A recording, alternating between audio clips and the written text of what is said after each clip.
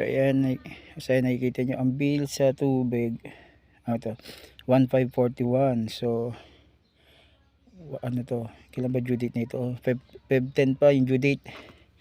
So hindi pa bayad yan. Babayadan natin ngayon yan. Tapos plus itong sa gasol ito 1190. So itong dalawa na to babayadan natin ngayon yan. Let's go. Siyempre, babayadan natin itong sa tubig at saka sa gasol. Siyempre, may konting twist yan.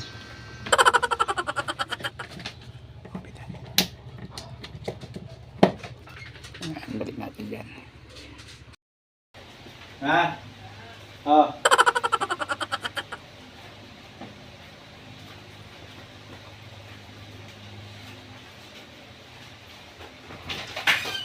Yan ito. Pambayad sa... Yan, sa inyo yan. Sa amin? Ganyan. Ha? Ganyan. Thank you. May pambayad kami sa ano, sa limit. Bayad kami sa Hindi. limit. Saan yan? Mambayad sa... Mambayad saan yan? Mambayad sa tubig tsaka doon sa gasol. Ay, di ba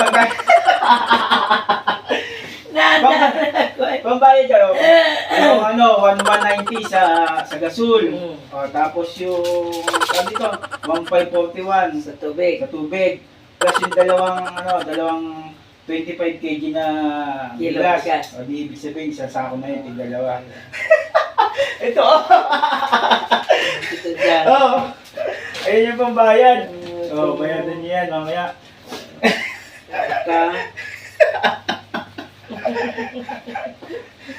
Inabot ko nga yung pambayad eh. Kailangan. Siyempre, ano natin ko eh. Bibigay ko sa inyo eh, di sa birthday nyo na yan, di ba? O, iba yung sa birthday nyo, iba yung ano, sa pambayad. Success. Akala niya sa kanya, akala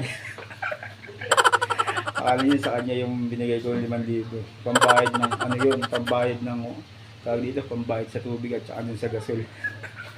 Saka dalawang 25 kg na bigas. So isang sako na din yun. Brown.